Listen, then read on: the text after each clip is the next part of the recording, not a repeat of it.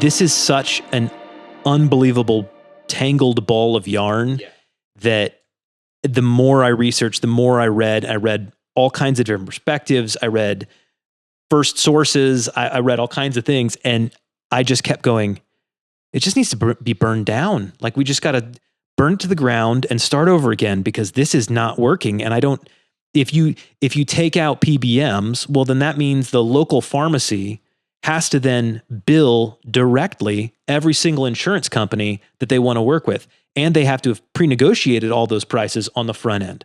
That's got to happen. If you take out, whatever, you take out insurance, you say insurance is the problem, we're going to get rid of insurance.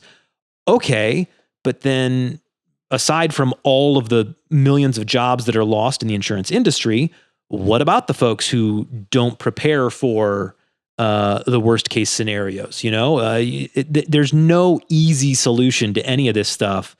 And I think that's probably the thing that's most frustrating to me is the unrealistic expectation that gets set when people say, oh, this president's doing this. This president's doing this. He's going to fix it. No, He's not. He's not going to fix it. He's not going to fix it. I think practically, you're right. I think practically speaking, you've got to take steps like negotiate these 10 Medicare drugs. If you're okay, I if think it's a negotiation, it's a negotiation. Yes, I think those kind of things are the only practical way. We're going to pay as low as they pay in Italy starting tomorrow for every Medicaid patient. That kind of stuff. Again, I get the big picture headline, and I get that it is unfair. And if you want to stay at this top level of the surface, I get it. But anything below, there's just so much going on there. The other thing that I noticed as I was doing more research about this is there are no heroes.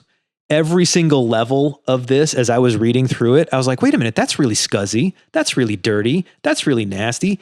Everyone's been pitted against each other. Yes, ultimately. Yeah. Which it's the Spider-Man meme where everybody they're all pointing to one another. That's exactly what it is. Everybody's pointing at everybody else, and the PBM is right that the medication, the pharmaceutical companies are charging insane prices. But also the pharmaceutical companies are right that the PBMs are pre-negotiating insane rebates, and they're not allowing actual competition between the pharmaceutical companies. A being to the consumer doesn't get to choose, or even their doctor.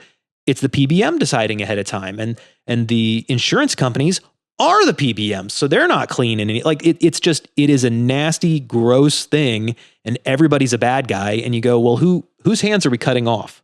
Because somebody's, but we're going to do it wrong. So not to oversimplify this, but for a simpleton like me, this is like. My mind is swirling. So with this whole, was it MFN? Most favored nation. Yeah. So it means either, like you said at the outset, oh, this is great news. We should be paying what everybody else is paying.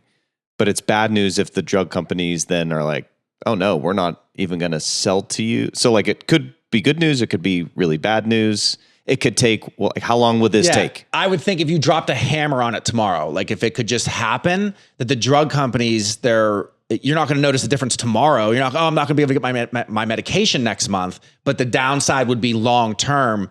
Then these companies drop billions and billions of dollars of profit, billions of value, and then they're less likely to aggressively try to find the next GLP-1 or the next innovation because it's not as profitable for them to do so. They don't have the money in the bank they used to.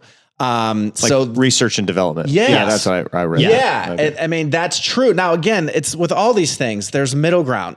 Does that mean that all their executives need to get millions of dollars in bonuses and all the salesmen are, if they do well, are making hundreds and hundreds of $1,000s? That's great for them. But it becomes very complicated because it's not like these drug companies make a ton of money and it's like, yeah, let's pour it right back into the next cancer. And it's some portion of what they do. They can't do it without all that profit, but there's mess and waste and stuff everywhere. But these are also publicly traded companies. Absolutely. Predominantly. They're owned by the person who is on Medicaid, who is getting their pharmaceutical, like that person's 401k, some of it's invested in these publicly traded companies. So them maximizing profit is good for that person.